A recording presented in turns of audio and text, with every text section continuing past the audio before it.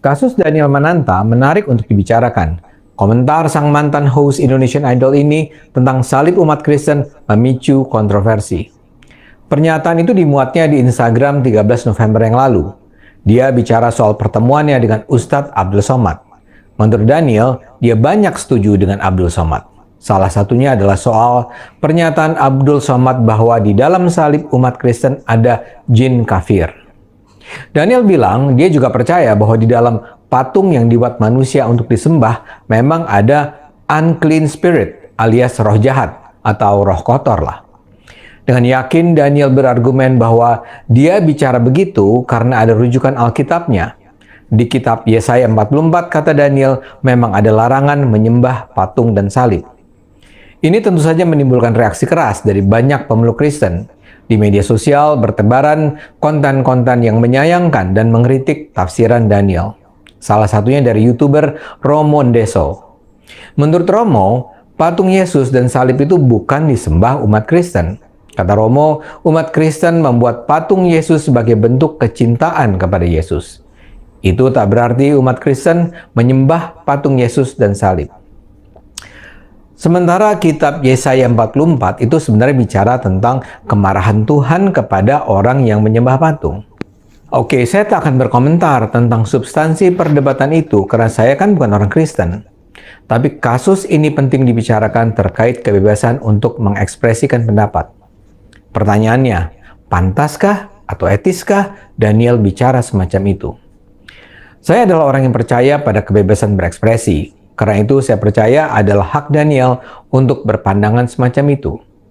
Tapi ini tidak berarti pandangan Daniel tidak bermasalah. Sebagian pengkritik Daniel menganggap dia seharusnya tidak melakukan itu karena Daniel bukan ahli mengenai Kristen. Buat saya argumentasi semacam itu lemah. Dalam demokrasi, hak berbicara memang tidak dibatasi hanya pada para ahli, termasuk soal agama. Sejarah demokrasi mengajarkan kalau hak berpendapat hanya diserahkan pada kaum elit, sangat mungkin kaum elit akan memanfaatkannya untuk menipu rakyat. Jadi seorang warga biasa harus diizinkan untuk bicara, termasuk mengenai agama. Kalau pandangan yang salah, ya dibantah saja. Tapi dia harus diberi hak untuk bicara. Begitu juga Daniel. Yang menjadi masalah menurut saya, Daniel adalah seorang influencer yang berpengaruh. Tapi dia dengan gampang saja menyampaikan pendapat yang mengandung elemen penghinaan yang sangat lemah landasannya. Sebagai seorang tokoh berpengaruh, Daniel perlu berhati-hati bicara tentang sesuatu yang dia sendiri tidak meyakininya melalui proses pencarian pengetahuan yang bersungguh-sungguh. Ini seperti kutipan film Spider-Man yang terkenal. With great power comes great responsibility. Atau terjemahannya, orang yang memiliki pengaruh yang besar memiliki tanggung jawab yang juga besar. Sekarang pertanyaannya, dari manakah Daniel memperoleh cara pandang itu?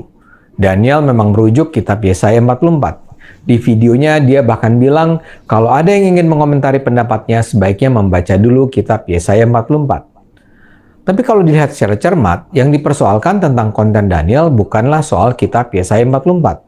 Yang jadi masalah pandangan Daniel soal salib atau patung Yesus itu dia rujuk pada pernyataan Abdul Somad yang kontroversial.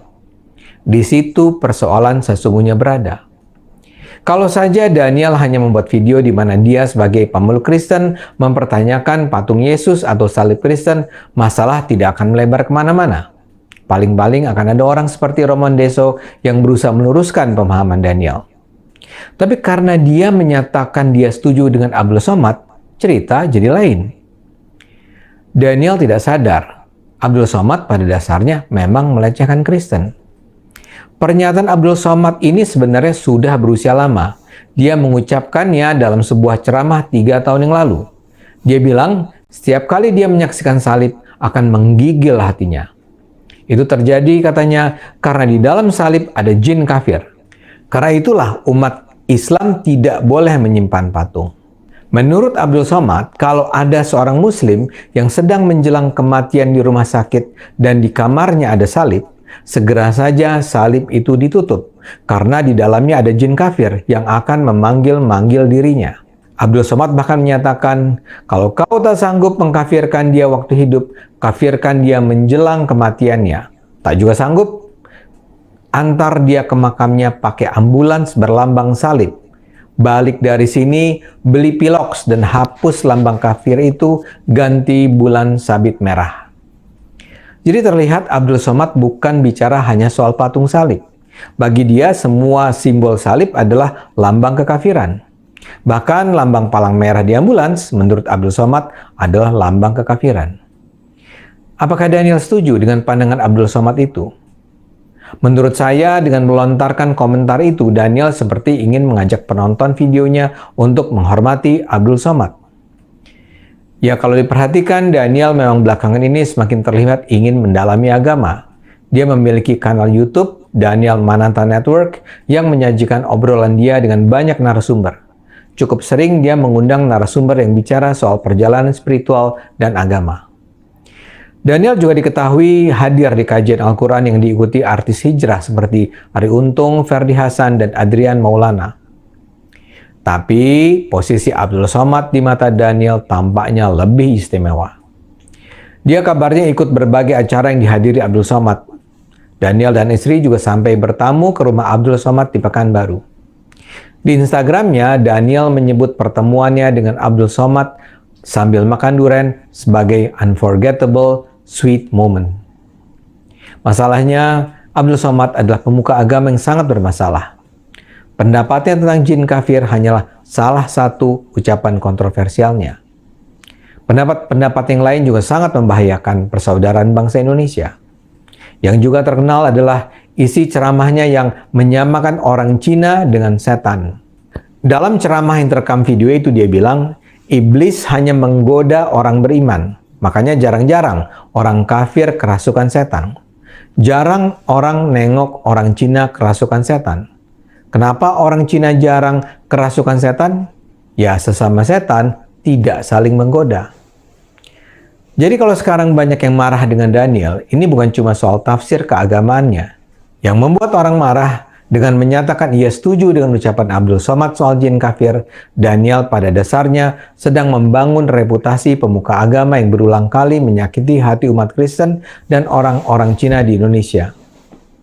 Indonesia tidak butuh orang seperti Abdul Somad, tapi negara ini membutuhkan orang seperti Daniel yang kemana-mana sebelumnya menyebarkan semangat persaudaraan, keikhlasan, kesabaran, persatuan. Saya gembira bahwa umat Kristen tidak menanggapi ucapan Daniel dengan berlebihan. Mudah-mudahan Daniel juga segera sadar bahwa ia mengagumi orang yang salah. Oke teman-teman yang dikasih Tuhan, demikianlah cuplikan video dari Bang Ade Armando. Dia pesannya di sini adalah di mana Daniel Mananta di sini kurang berhati-hati mengungkapkan pernyataan yang kontroversial, apalagi argumentasinya itu didasari karena pernyataan Ustadz Abdul Somad. Sangat disayangkan. Kiranya video ini boleh menjadi berkat. Silakan berikan komentar Anda di bawah ini. Tuhan memberkati. Shalom.